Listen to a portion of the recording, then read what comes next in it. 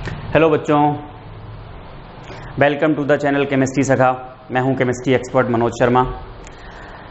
बेटा, हम लोगों ने इनऑर्गेनिक केमिस्ट्री को स्टार्ट किया। जनरल इनऑर्गेनिक केमिस्ट्री ख़त्म हो चुकी है और जनरल इनऑर्गेनिक केमिस्ट्री को आगे बढ़ाते हुए फिर बेसिकली जनरल इनऑर्गेनिक केमिस्ट्री की ज़रूरत पड़ी थी पी ब्लॉक को समझने के लिए। तो पी ब्लॉक को समझने के लिए हम लोगों ने जनरल इनऑर्गेनिक केमिस्ट्री पढ़ी थी, जिसमें आधा पी ब्लॉक ख़त्म हो गया था और फिर पी ब्लॉक का 15th ग्रुप भी ख़त्म हो चुका है। आज बारी है 16th ग्रुप शुरू करने की।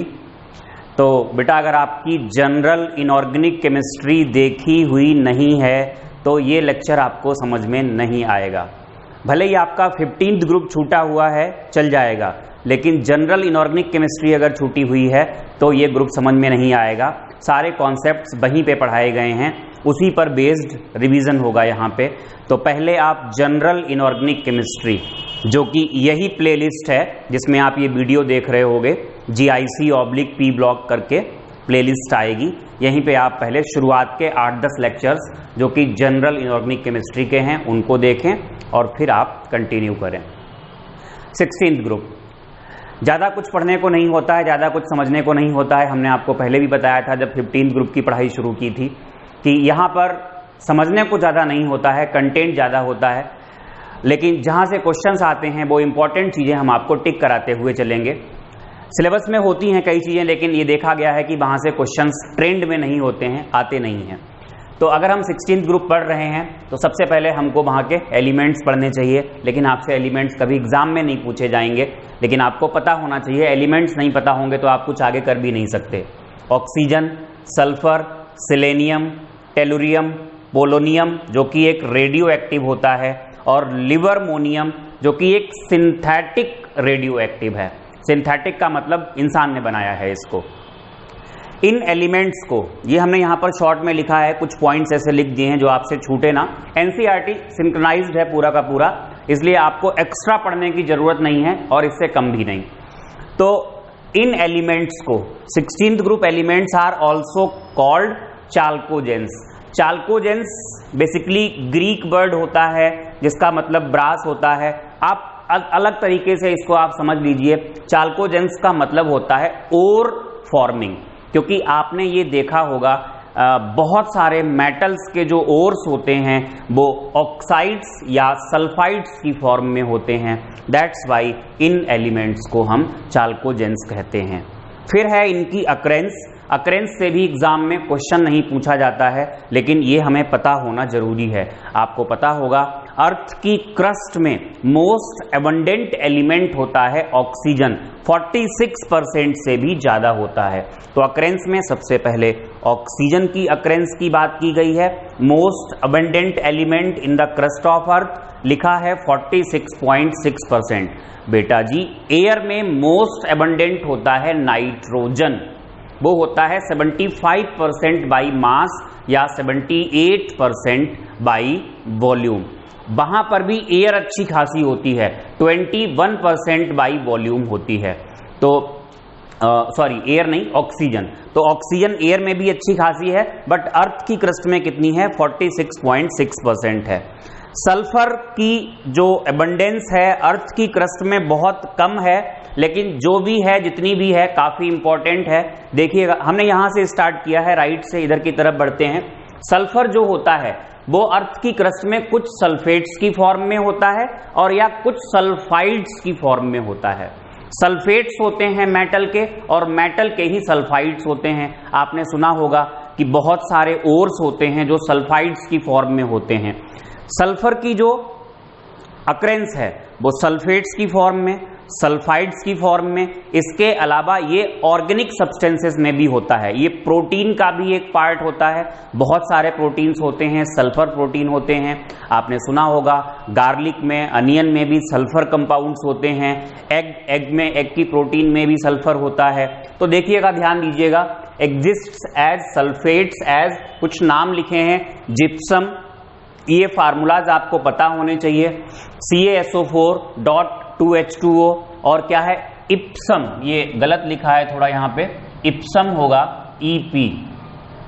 इप्सम सॉल्ट MgSO4.7H2O होता है, बेराइट की फॉर्म में होता है BaSO4। BaSO4 जब एक्वस होता है तो इसको हम बेराइटा वाटर भी कहते हैं। कुछ सल्फाइड्स की फॉर्म में PbS है, मतलब इसको हम लोग बोलते हैं गैलेना। CuFeS2 को हम लोग बोलते हैं कॉपर पाइराइट, और ZnS को हम लोग बोलते हैं जिंक ब्लेंड। आपने सॉलिड स्टेट में भी ये नाम सुना होगा। Traces of sulphur as H2S gas in volcanoes, यहां पर भी सल्फर होता है।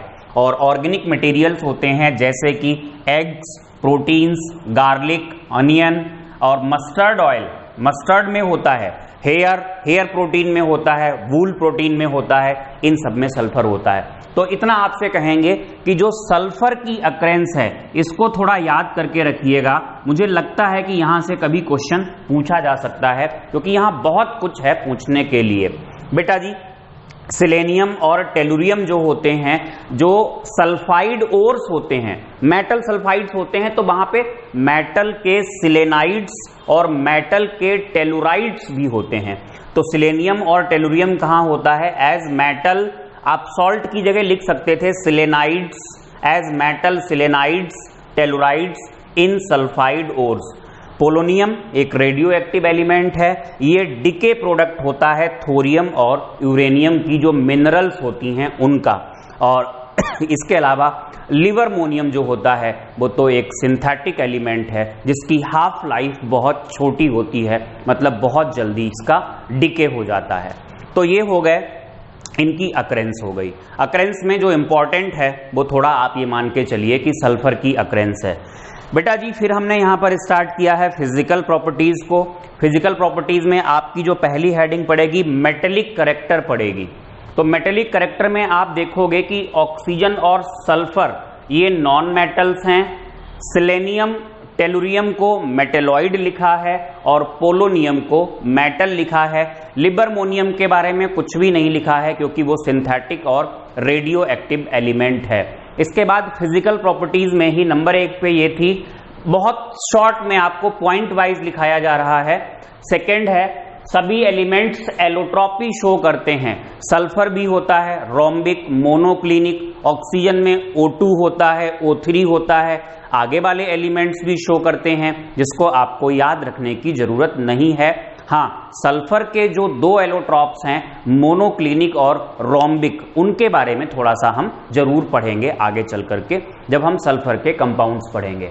Melting point, boiling point increases down the group, सीधी सी बात है, एटॉमिक मास बढ़ रहा है तो मेल्टिंग पॉइंट और जो बॉइलिंग पॉइंट्स होंगे वो बढ़ेंगे।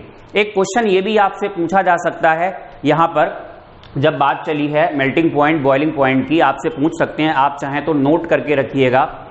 ऑक्सीजन गैस होती है और सल्फर सॉलिड होता है, तो ऐसा क्यों होता है? ऐसा होता है उनकी एटॉमिसिटी में डिफरेंस की वजह से। ऑक्सीजन कैसे एग्जिस्ट करता है? इन द फॉर्म ऑफ O2। जब O2 मॉलिक्यूल बनता है तो O डबल बॉन्ड O होता है, मतलब पाई बॉन्ड होता है। एक O2, दूसरा O2, 2 O2 के बीच में फोर्स ऑफ अट्रैक्शन कौन सा होता है? Van der Waals force of attraction. Sulphur in the form of S2 exist नहीं कर सकता क्योंकि सल्फर का साइज बड़ा है, इलेक्ट्रोनेगेटिविटी ज्यादा है। It can not form stable p pi bond, तो इसलिए सल्फर S2 की फॉर्म में ना एग्जिस्ट करके S8 की फॉर्म में एग्जिस्ट करता है। और S8 मॉलिक्यूल का मॉलिक्यूलर वेट बहुत ज्यादा हो जाएगा, तो जो S8 मॉलिक्यूल्स के बीच में van der Waals force of attraction होगा वो मॉलिक्यूलर वेट ज्यादा होने की वजह से बहुत ज्यादा होगा। दैट्स वाई सल्फर जो होता है वो सॉलिड होता है। तो आप सीधा सा आंसर लिखेंगे, oxygen exists as O2, between O2 molecules there is weak van der Waals force, hence oxygen is gas। आगे आप लिखेंगे sulphur exists as S8, between S8 molecules strong van der Waals force is present due to high molar mass of S8, hence it is solid। बस आप इतना लिख करके आएंगे। ये क्वेश्चन पूछा जा सकता है या शायद मैंने कहीं पढ़ा भी है, मुझे याद नहीं कि पूछा गया है या नहीं, बट ये क्वेश्चन बनता है। इसके बाद बेटा कुछ और फिजिकल प्रॉपर्टीज हैं, ionization energy, size, electron gain enthalpy, ये हमने लिख दिया एज यूजुअल, क्योंकि आप लोग 11th से इनको पढ़ते आ रहे हो तो बार बार इनको इलेबोरेट करने की जरूरत नहीं है। मैं एक बार यहां समझा देता हूं कि इनमें क्या क्या बातें बनती हैं जो आपको लिख लेने चाहिए। जैसे ये 15th ग्रुप में भी आपको पढ़ाया था कि 16th ग्रुप में जो एलिमेंट होगा, 16th ग्रुप और ये 15th ग्रुप, 16th ग्रुप वाले की आयनाइजेशन एनर्जी 15th ग्रुप वाले से कम होती है, क्योंकि 15th ग्रुप वाले का जो इलेक्ट्रॉनिक कॉन्फ़िगरेशन होता है P3 कैसा होता है, हाफ फिल्ड होता है। तो एक नोट तो आप यहाँ पे ये सब लिखने के बाद एज यूजुअल फिर एक नोट आप लिख लेना, ionization energy of 16th group element is less than corresponding, मतलब उसी पीरियड का 15th group element because of half filled electronic configuration of 15th group element. 15th group element has abnormally high ionization energy. इसके अलावा electron gain enthalpy या इसी को हम लोग कहते हैं इलेक्ट्रॉन एफिनिटी।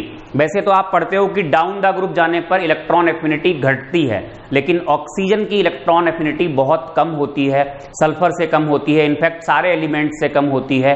उसकी वजह होती है कि ऑक्सीजन का जो साइज होता है, ये भी 11th में आपने पढ़ा होगा, तो इलेक्ट्रॉन गेन एंथैल्पी या इलेक्ट्रॉन एफिनिटी में भी आप लोग यही लिखोगे। जो आएगा ऑर्डर जो आएगा वो आप इस तरीके से लिखिएगा, सल्फर, सल्फर की सबसे ज्यादा, सल्फर के बाद क्या आएगा, सिलेनियम, फिर आएगा टेलुरियम, फिर आता है यहां पर ऑक्सीजन।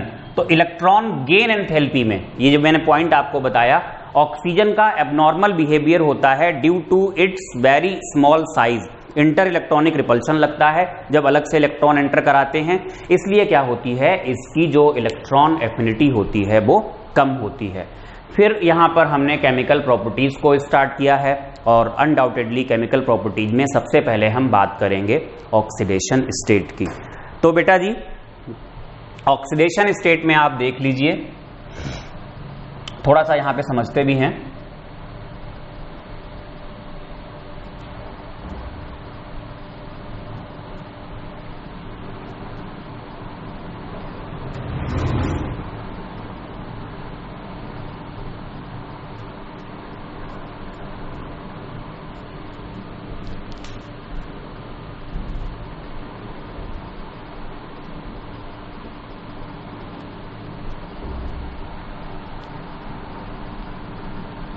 बेटा अगर ऑक्सीडेशन स्टेट को पूरी तरीके से एक्सप्लेन करना पड़े तो आप इनका इलेक्ट्रॉनिक कॉन्फ़िगरेशन लिखोगे।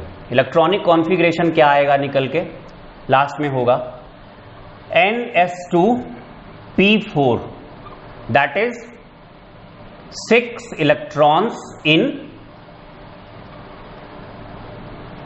Valence shell. वैलेंस शेल में 6 इलेक्ट्रॉन हैं। अब आप सबसे पहले नेगेटिव ऑक्सीडेशन स्टेट ले लेंगे। तो नेगेटिव में बेटा ये ध्यान दो, कितने इलेक्ट्रॉन हैं आखिरी शेल में, 6 हैं। कितने की और जरूरत है, 2 की। तो इनकी जो नेगेटिव में ऑक्सीडेशन स्टेट होगी, यहां पे लिखा भी है, इतना लिखने के बाद आप लिखोगे -2 is most common negative oxidation state, full stop के बाद।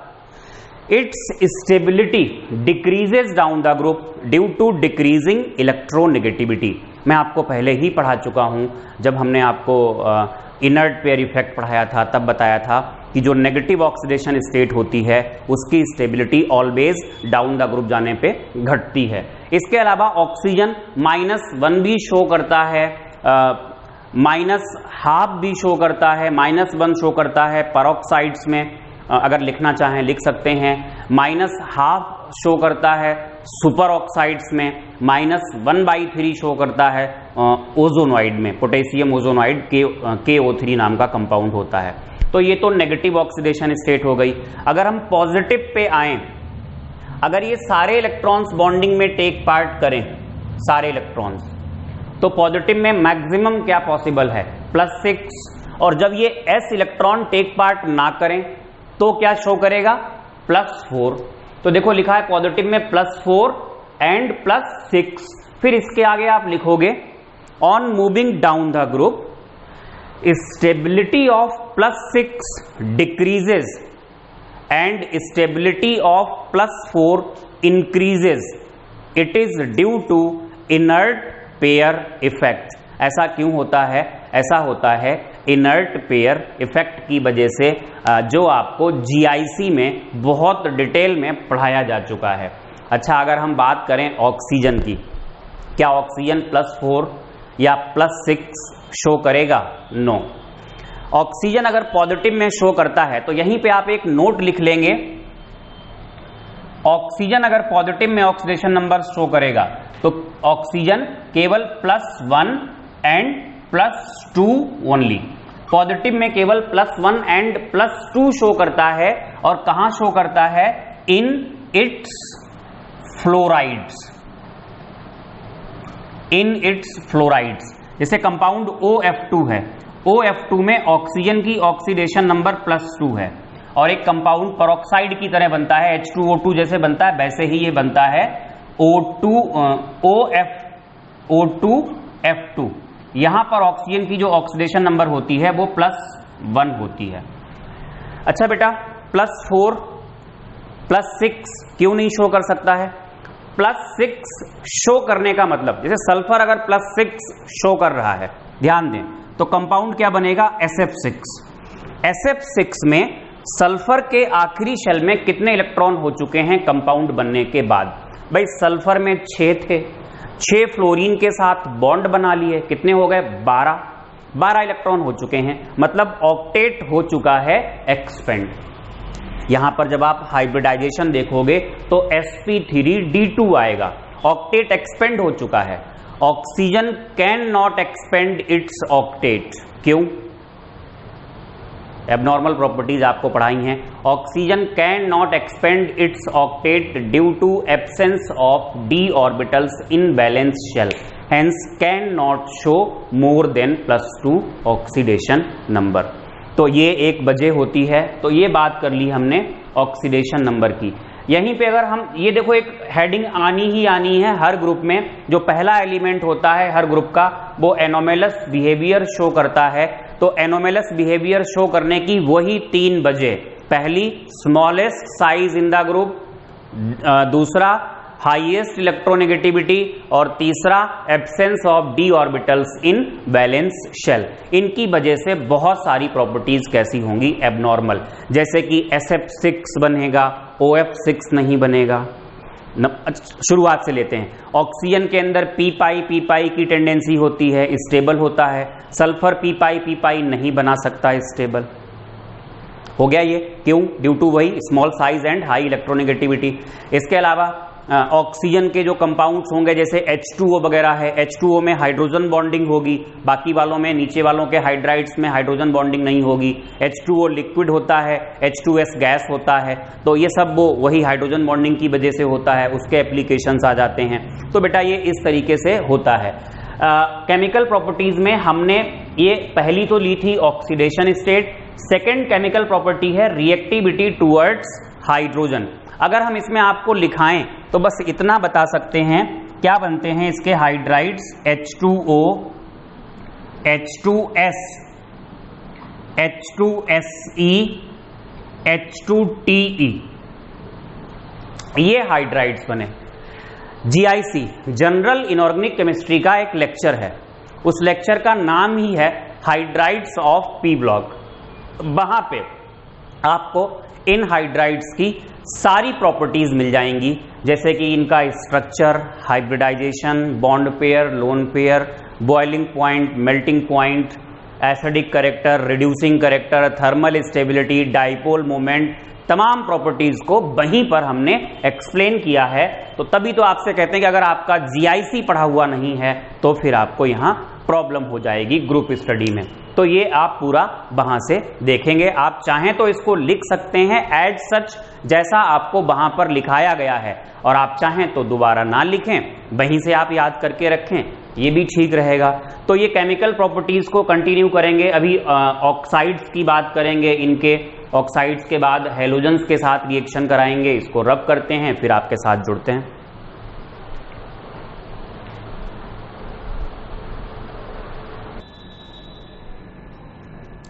बेटा रिएक्टिविटी टूवर्ड्स ऑक्सीजन की बात करें तो जो 16th ग्रुप के एलिमेंट्स होते हैं वो 2 टाइप के ऑक्साइड्स बनाते हैं, EO2 E मतलब 16th ग्रुप का एलिमेंट, EO2 इस तरीके से यहां देख लीजिए, EO2 जैसे SO2 है एग्जाम्पल इसका, और एक बनेगा EO3 मतलब जैसे कि SO3। यहां पर ऑक्सीडेशन नंबर +4 होगी, यहां पर ऑक्सीडेशन नंबर क्या होगी +6। ये दो टाइप के ऑक्साइड्स बनते हैं। ध्यान देना, यहां पर हमने डाई ऑक्साइड्स की प्रॉपर्टी लिखी है, ये सबके नाम लिखे हैं। अच्छा, आपको ये तो याद ही होगा कि जो +4 है वो लोअर पॉजिटिव ऑक्सीडेशन स्टेट है, तो डाउन द ग्रुप जाओगे तो डाउन द ग्रुप जाने पर इनर्ट पेयर इफेक्ट की वजह से जो +4 की स्टेबिलिटी होती है वो बढ़ जाती है। तो सबसे पहले तो आप स्टेबिलिटी लिख लेना। स्टेबिलिटी में आप क्या लिखोगे, आप ये ऑक्साइड्स लिखोगे, डाई ऑक्साइड्स, फिर आप लिखेंगे इसके अंदर point on moving down the group stability increases due to inert pair effect, क्योंकि ये +4 में है, लोअर पॉजिटिव ऑक्सीडेशन स्टेट में है। बेटा इसके अलावा जो +4 वाले ऑक्साइड्स होते हैं ये रिड्यूसिंग इन नेचर होते हैं। रिड्यूसिंग क्यों होते हैं? क्योंकि +4 के अलावा ये और कहां जा सकते हैं, +6 में भी जा सकते हैं। +4 से अगर +6 में गए तो अपना क्या कर जाएंगे, ऑक्सीडेशन। अपना ऑक्सीडेशन हो जाएगा तो दूसरे का होगा रिडक्शन। तो आप ये लिखेंगे नेक्स्ट पॉइंट इसका जो होगा स्टेबिलिटी के बाद, these oxides are reducing in nature because they can go in +6 oxidation।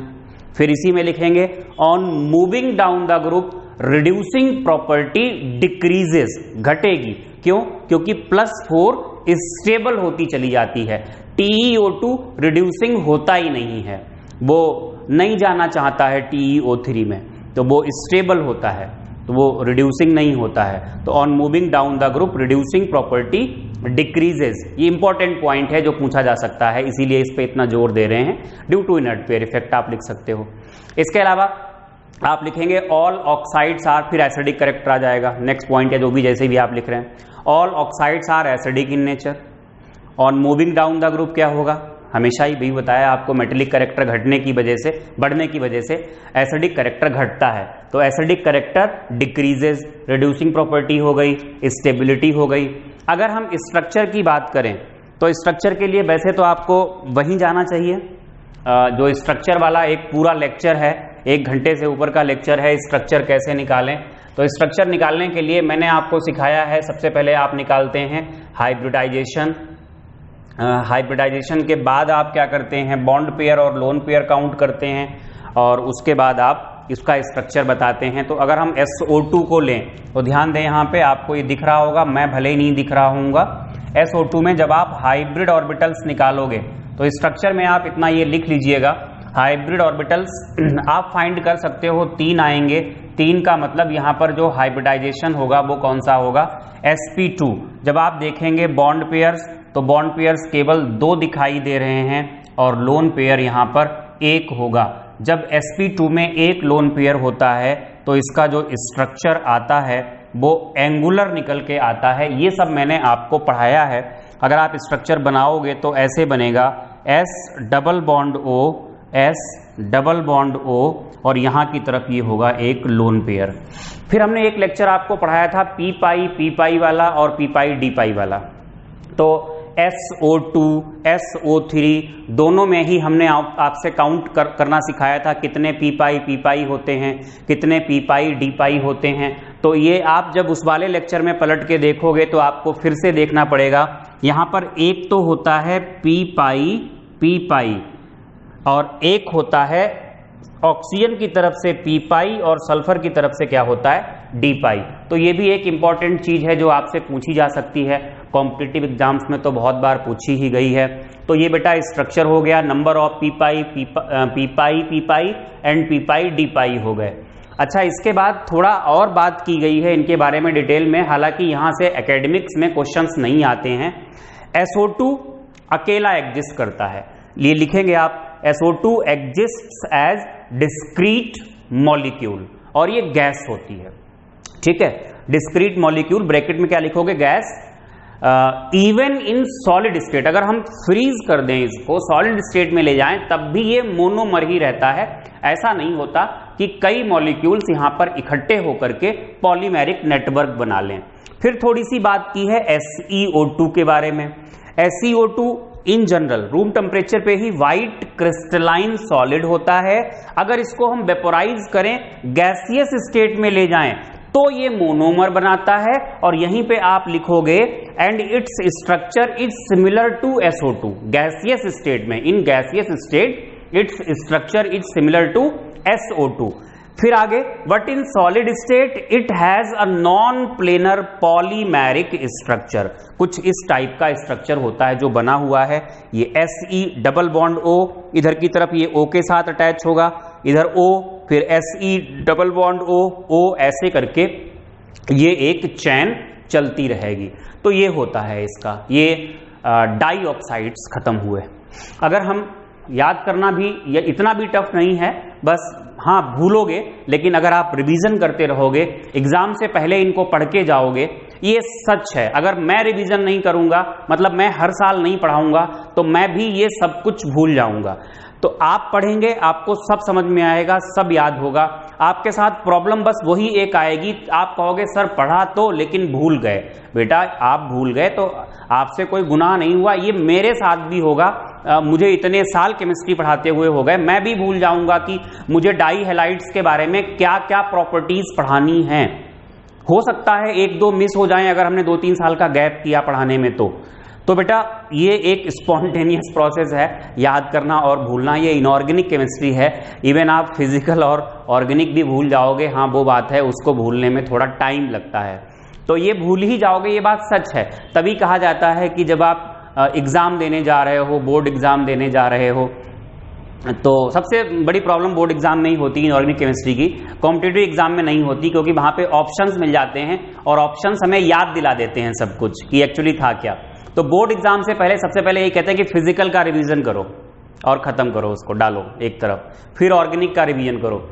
आखिरी दिन लास्ट डे जो आप रिवीजन करो, मेन पॉइंट्स, वो भी मेन पॉइंट्स का मतलब जो मैंने आपको टिक करवाए हैं, जो आते ही, एक तो जीआईसी आप पूरी पढ़ेंगे, और जीआईसी भूलने वाली चीज भी नहीं है, वो फिजिकल केमिस्ट्री की तरह ही है। जीआईसी पढ़ें और उसके बाद क्या करें, इनके मेन पॉइंट्स टिक करके रखें। जैसे कि ये रिड्यूसिंग प्रॉपर्टी आपसे पूछी जा सकती है, स्टेबिलिटी आपसे पूछी जा सकती है, पी पाई डी पाई पूछे जा सकते हैं। सबके सब तो कॉन्सेप्चुअल हैं, कुछ पूछने का है ही नहीं। ये SeO2 से जो भी आपको मैंने पढ़ाया, ये कुछ भी पूछे जाने वाला नहीं है एग्जाम में, कुछ नहीं पूछा जाता है। मैंने आपको साथ में तुरंत ही आपको बताते हुए चल रहे हैं कि कहां से क्वेश्चंस क्लिक करते हैं और कहां से नहीं करते हैं। तो ये तो डाइऑक्साइड्स हो गए। अब ये भी कोई याद करने वाली बात नहीं कि डाउन द ग्रुप जाने पे एसिडिक कैरेक्टर घटेगा। अरे भाई वो तो बहुत सिंपल सी बात है, डाउन द ग्रुप जाने पे मेटेलिक कैरेक्टर बढ़ता है तो एसिडिक कैरेक्टर घटेगा। और अगर सेम एलिमेंट के 2 ऑक्साइड हैं और ऑक्सीडेशन नंबर बढ़ जाए तो एसिडिक कैरेक्टर क्या होता है, बढ़ता है। कहां पढ़ा है आपको, हमने एक हेडिंग डलवाई है ऑक्साइड्स, वहां पे ऑक्साइड्स का सारा क्लासिफिकेशन करवाया है और सारी प्रॉपर्टीज लिखाई हैं ऑक्साइड्स की। वो जीआईसी में आपको मिलेगा, मतलब जनरल इनऑर्गेनिक केमिस्ट्री में। वैसे टॉपिक तो इस वाले ग्रुप का है, 16th ग्रुप का है। आगे बढ़ते हैं, बात करते हैं ट्राई ऑक्साइड्स की। ट्राई ऑक्साइड्स EO3 हो गए। देखो इसके बारे में, इनको हमने डाई ऑक्साइड से थोड़ा कंपेयर किया है। ये क्वेश्चन पूछा जा चुका है, SO3 और SO2 में कौन ज्यादा एसिडिक है। ऑब्वियस सी बात है, SO3 इज मोर एसिडिक, क्योंकि ऑक्सीडेशन नंबर कैसी है, ज्यादा। तो आप लिखेंगे more acidic than dioxides, एक पॉइंट तो ये हो जाएगा। अब बात आएगी स्टेबिलिटी की। स्टेबिलिटी में यहां पर ऑक्सीडेशन नंबर है +6। आपको पता है डाउन द ग्रुप जाओगे तो +6 की स्टेबिलिटी इनर्ट पेयर इफेक्ट की वजह से घटेगी। तो नेक्स्ट पॉइंट स्टेबिलिटी आप में क्या लिखोगे, on moving down the group stability of trioxides decreases, it is due to inert pair effect. ये पूछे जाने वाले पॉइंट्स हैं। फिर ऑक्सीडाइजिंग पावर, अच्छा ये रिड्यूसिंग नहीं होंगे, ये ऑलरेडी +6 में है और 16th ग्रुप एलिमेंट्स की ऑक्सीडेशन नंबर +6 से ऊपर तो जा नहीं सकती। तो +6 से ऊपर नहीं जाएगी तो ये अपने आप को ऑक्सीडाइज तो कर ही नहीं सकते। +6 से नीचे आ सकते हैं +4 में। तो ये अगर किसी एजेंट की तरह काम करेंगे तो वो कौन सा होगा, वो होगा ऑक्सीडाइजिंग एजेंट। तो लिखेंगे oxidizing in nature. On moving down the group stability घटती है, इसलिए ऑक्सीडाइजिंग प्रॉपर्टी बढ़ती है। सारे के सारे पॉइंट्स कॉन्सेप्चुअल हैं। इतना होने के बाद देखो SO3, ये तो इंपॉर्टेंट है ही point, SO3 is gas monomer. अब इतना लिखने के बाद अगर हम इसके स्ट्रक्चर की बात करें तो स्ट्रक्चर में देखना, देखिए यहीं पे सब कुछ आ जाएगा।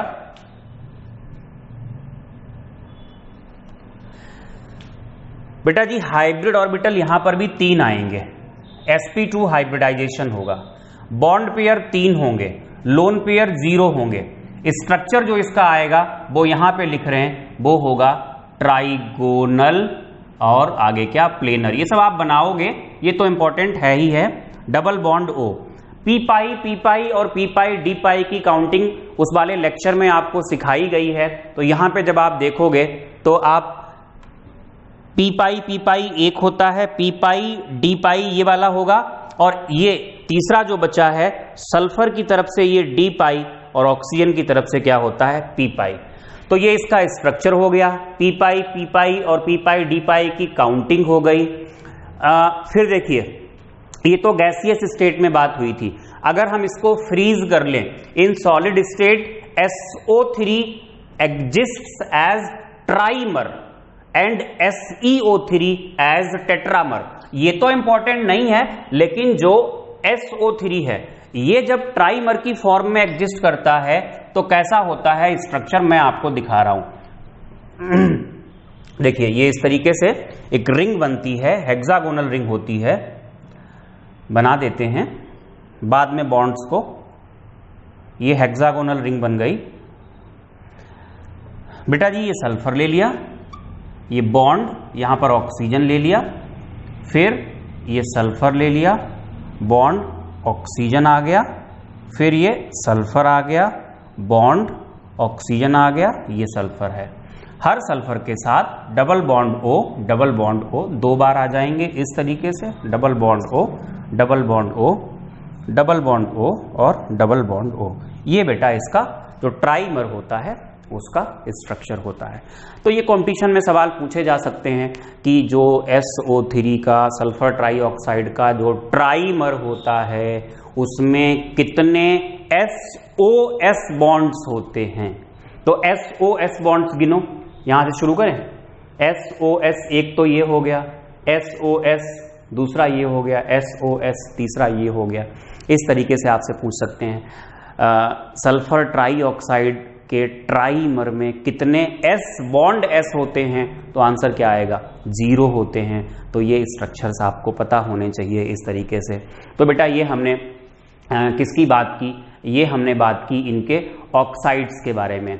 अब देखिए यहाँ पर फिर हमने जो आखिरी केमिकल प्रॉपर्टी स्टार्ट की है वो है रिएक्टिविटी टुवर्ड्स हैलोजेंस। तो आगे लिखा है, आप भी यही लिखेंगे, number of halides are formed. Stability, ये बड़ा इंपॉर्टेंट पॉइंट है, stability of halides decreases. Fluoride से आयोडाइड्स की तरफ जाने पर जो हैलाइड्स की स्टेबिलिटी होती है वो घटती है।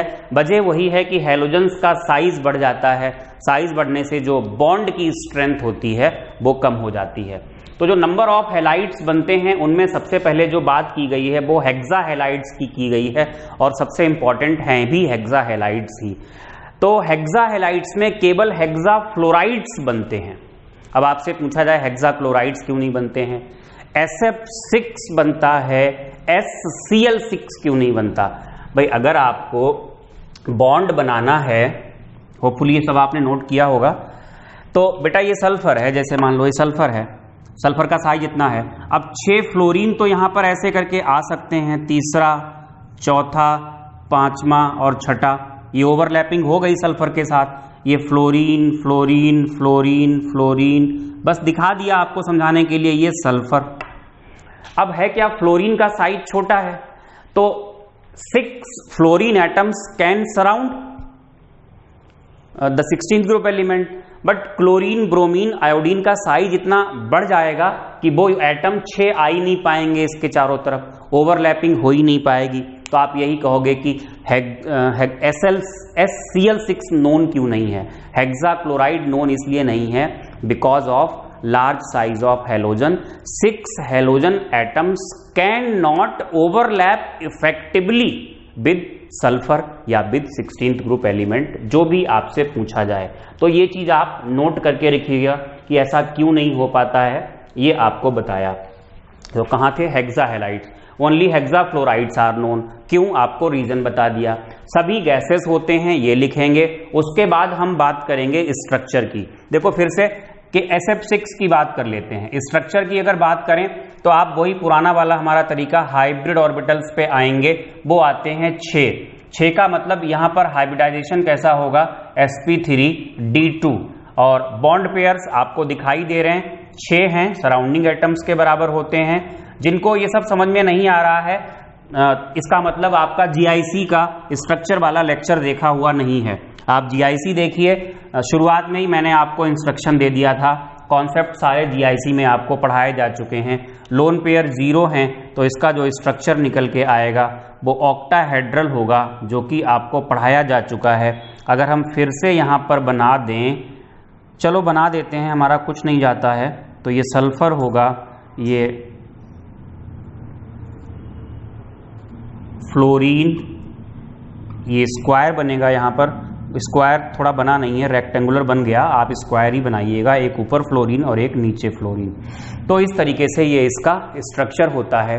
हाँ बेटा, एक बड़ा इंपॉर्टेंट क्वेश्चन, ये बहुत बार एग्जाम में पूछा गया है, कॉम्पिटिटिव एग्जाम्स में भी और इसके अलावा बोर्ड एग्जाम में भी। SF6 is extremely inert, why? Question ये बनेगा। या SF6 can not be hydrolyzed, why? तो इसका आंसर होता है सल्फर का साइज छोटा होता है। जब 6 फ्लोरीन उसको चारों तरफ से सराउंड करते हैं, 4 तो ऐसे ही आ गए, एक इधर से एक इधर से ऐसे आ गए। तो बेटा होता क्या है, स्टीयरिकली सल्फर पूरी तरीके से, स्टीयरिकली मतलब स्पेस में, स्पेस के लिए वर्ड यूज किया जाता है STERICALY। स्टीयरिकली क्या होता है, सल्फर 6 फ्लोरीन से जब घिर जाता है और इतना ज्यादा कंजस्टेड हो जाता है कि जब कोई रिएजेंट आप डालोगे तो वो सल्फर और फ्लोरीन वाला जो बॉन्ड होता है वहां पर जाकर के अटैक हो ही नहीं पाता है, इलेक्ट्रॉनिक इंटरेक्शन हो ही नहीं पाता है। इस वजह से ये एक्सट्रीमली इनर्ट होता है। तो अगर आपको आंसर लिखना पड़े तो आप आंसर लिखोगे due to small size of sulphur when 6 fluorine atoms surround the sulphur. या शुरुआत यहां से करें, अंग्रेजी थोड़ी भी हमारी भी वीक है तो थोड़ा कोशिश करनी पड़ती है। When 6 fluorine atoms surround the sulphur due to small size of sulphur there is high level of steric hindrance, comma लगा के, any reagent cannot attack, hence SF6 is extremely inert। Steric hindrance की अगर spelling आपको लिखनी हो तो steric hindrance, इस तरीके से आप ये आंसर लिख देंगे। अगर इनर्ट है इसका आंसर लिखना पड़े तो भी रीजन यही होगा, अगर हाइड्रोलिसिस का लिखना पड़े तो भी रीजन यही होगा। तो ये तो हमने बात की हेक्सा हैलाइड्स की, बस लेक्चर 5-7 मिनट का और रह गया है। जो tetrahalides, dihalides, monohalides के बारे में छोटी मोटी बात करनी है, इसको रब करते हैं फिर बात करते हैं। बेटा अगर बाकी के हैलाइड्स की बात करें, tetra halides SF4, SeF4, TeF4, OF4 क्यों नहीं लिया भाई? अगर आप यहां पे देखेंगे सल्फर के पास 6 इलेक्ट्रॉन है, 4 बॉन्ड बना लिए तो 4 इलेक्ट्रॉन ये बढ़ गए, कितने हो गए? 10। ऑक्टेट एक्सपेंड कर गया, oxygen can not expand octet, तो वो केवल डाई हैलाइड ही बनाएगा, वो टेट्रा हैलाइड या हेक्सा हैलाइड नहीं बना सकता। तो SF4, SeF4, TeF4 gas, liquid है, सॉलिड है, बिल्कुल इंपॉर्टेंट नहीं है आपके लिए कि आपसे फिजिकल स्टेट पूछी जाए। हाँ, स्ट्रक्चर इंपॉर्टेंट है, ये आपसे पूछा जा सकता है। GIC में आपको पढ़ाया है, फिर से रिपीट करते हैं। अगर हम SF4 की बात करें तो बेटा SF4 में जब आप हाइब्रिड ऑर्बिटल्स निकालोगे तो 4 आएंगे। 4 का मतलब हाइब्रिडाइजेशन क्या होगा, सॉरी यहाँ 5 आएंगे, 5 का मतलब यहाँ हाइब्रिडाइजेशन होगा sp3d। अब आप जब बॉन्ड पेयर गिनोगे तो बॉन्ड पेयर का नंबर 4 आ रहा है और लोन पेयर का नंबर यहाँ पर 1 आ रहा है। आपको बताया था sp3d में अगर आपको लोन पेयर रखना पड़े तो हमेशा इक्वेटोरियल पोजीशन पे रखा जाता है, क्योंकि एक्सियल पे रिपल्शन ऑलरेडी ज़्यादा होता है, रिपल्शन ज़्यादा है और लोन पेयर रखोगे तो लोन पेयर रिपल्शन और ज़्यादा लगाता है, तो उससे वो जो सिस्टम बनेगा वो स्टेबल नहीं होगा। तो इस तरीके से अगर इसका स्ट्रक्चर हम बनाएं तो सल्फर यहाँ पे लेते हैं, सीसॉ स्ट्रक्चर होता था, मैंने आपको लिखाया है सीसॉ स्ट्रक्चर, तो सीसॉ लिख सकते हैं, या आप इसको sp3d के अकॉर्डिंग ट्राइगोनल बाईपिरामिडल लिख सकते हैं, लेकिन साथ में लिखना होगा trigonal bipyramidal structure with one equatorial position having lone pair, with one equatorial position having lone pair, ये भी लिख सकते हैं, बट स्ट्रक्चर यही होता है। ज्योमेट्री तो ट्राइगोनल बाईपिरामिडल बोली ही जाएगी। तो इस तरीके से सल्फर, ये फ्लोरीन और ये लोन पेयर, ये हमने बना दिया ट्राइगोनल। अब जो फ्लोरीन 180 पे ऐसे ऊपर और नीचे हुआ करते थे, वो 180 से थोड़ा कम एंगल पे इस तरीके से जाएंगे, थोड़े से ये बॉन्ड्स जो होंगे वो उधर की तरफ झुके हुए होंगे। ये सीसॉ स्ट्रक्चर होता है जो आपको पहले भी पढ़ाया गया है। अच्छा, डाई हैलाइड्स सभी एलिमेंट्स बनाते हैं, सेलेनियम नहीं बनाता है। क्यों नहीं बनाता है? उसका कोई रीजन नहीं है। OF2, SF2, SCl2 अगर ये सब बनाएंगे, इनका स्ट्रक्चर निकालेंगे, स्ट्रक्चर तो बहुत सिंपल है। जैसे मान लो अगर आपको OF2 का स्ट्रक्चर बनाना पड़े तो आप करना तो वही है, हाइब्रिड ऑर्बिटल पहले निकालोगे तो 4 आएंगे। 4 का मतलब हाइब्रिडाइजेशन क्या होगा? स्ट्रक्चर ही इंपॉर्टेंट है और कुछ भी नहीं। और स्ट्रक्चर निकालना हम आपको पहले ही सिखा चुके हैं, 2। और लोन पेयर कितने होंगे? यहाँ पर लोन पेयर भी होंगे 2। तो बताया है sp3 में जब 2 बॉन्ड पेयर 2 लोन पेयर होते हैं तो इसका जो स्ट्रक्चर होता है वो एंगुलर होता है इस तरीके से, या वी शेप भी बोलते हैं। ये फ्लोरीन होगा, इधर की तरफ फ्लोरीन होगा और यहाँ पे ये होंगे ऐसे करके 2 लोन पेयर। फिर हैं मोनोहेलाइड्स। जो वेल नोन मोनोहेलाइड्स हैं वो डाईमेरिक फॉर्म में होते हैं, जैसे H2F2, H2Cl2, ये एग्जाम्पल्स यहाँ पे लिखे हैं। मोनोहेलाइड्स के बारे में जो इम्पोर्टेंट बात है वो ये है कि इनका डिस्प्रपोर्शियोनेशन हो जाता है, मतलब एक ऐसी रिएक्शन जिसमें इसका ऑक्सीडेशन और रिडक्शन साथ साथ होता है। जैसे कि एग्जाम्पल लिया है SeCl2 में सल्फर की जो ऑक्सीडेशन नंबर है Se2 होगा, यहाँ पर Se2Cl2। सल्फर की जो ऑक्सीडेशन नंबर है वो सिलेनियम की वो +1 है, और जब इसका ये रिएक्शन हुई तो सिलेनियम यहाँ पर पहुँच गया +4 में और यहाँ पर पहुँच गया 0 में। तो +1 से +4 देखोगे तो ऑक्सीडेशन है, +1 से 0 देखोगे तो रिडक्शन है। ऐसी कोई केमिकल रिएक्शन जहां पर सेम सब्सटेंस का ऑक्सीडेशन और रिडक्शन साथ साथ होता है उसको हम कहते हैं डिस्प्रपोर्शियोनेशन रिएक्शन। तो बेटा जी, ये 16th ग्रुप की जो जनरल प्रॉपर्टीज़ थी, जिसमें फिजिकल प्रॉपर्टीज़ और केमिकल प्रॉपर्टीज़ दोनों ही शामिल थी, उनको हमने ख़त्म कर लिया।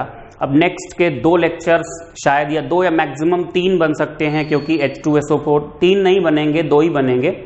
H2SO4 में थोड़ा सा टाइम, 2 लेक्चर ही बनेंगे। अब उन 2 लेक्चर्स में 2 या 3 जो भी लेक्चर्स बनते हैं उसमें हम इसके कंपाउंड्स को डिस्कस करेंगे। उसके बाद जो 17th और 18th ग्रुप होते हैं वो बहुत सिंपल होते हैं, एक लेक्चर में ही सब खत्म हो जाते हैं, उनमें ज़्यादा कुछ होता नहीं है। तो P ब्लॉक आपका किनारे ही आ चुका है, इसको आप पढ़ते रहिए, अपने आप को बोर मत होने दीजिए, अपनी कंसंट्रेशन लेवल बनाए रखिए, कुछ भी टफ नहीं है। आप GIC पढ़ें, रिवीजन करें। देखो भूलोगे तो है ही, ये पक्का है, ये कोई कह ही नहीं सकता। शायद कोई एबनॉर्मल हो, उसके अंदर म्यूटेशन के थ्रू कोई अलग जीन बन गया हो कि वो इनऑर्गेनिक केमिस्ट्री भूलता ही नहीं है कभी, तो होगा भैया, मुझे नहीं पता। लेकिन जितने भी मेरे कांटेक्ट में हैं, जितने नॉर्मल लोग हैं इंक्लूडिंग मी, इनऑर्गेनिक केमिस्ट्री सब भूलते हैं। तो आपको बिल्कुल भी परेशान होने की ज़रूरत नहीं है। और हाँ, जल्दी लोग हाथ भी नहीं डालते हैं इनऑर्गेनिक केमिस्ट्री पे, क्योंकि इसको पढ़ाना बहुत मुश्किल काम होता है। तो मैंने कोशिश की है कि आपको आसान तरीके से पढ़ाएं, इसलिए एक शुरुआत में लेक्चर दिया था कि इनऑर्गेनिक केमिस्ट्री को आप कैसे प्लान करें, कैसे पढ़ें, क्योंकि एक बहुत बड़ा टास्क होता है इनऑर्गेनिक केमिस्ट्री को तैयार करना। तो बेटा जीआईसी पढ़ो, उसके बाद पी ब्लॉक पढ़ो, सब कुछ तैयार हो जाएगा।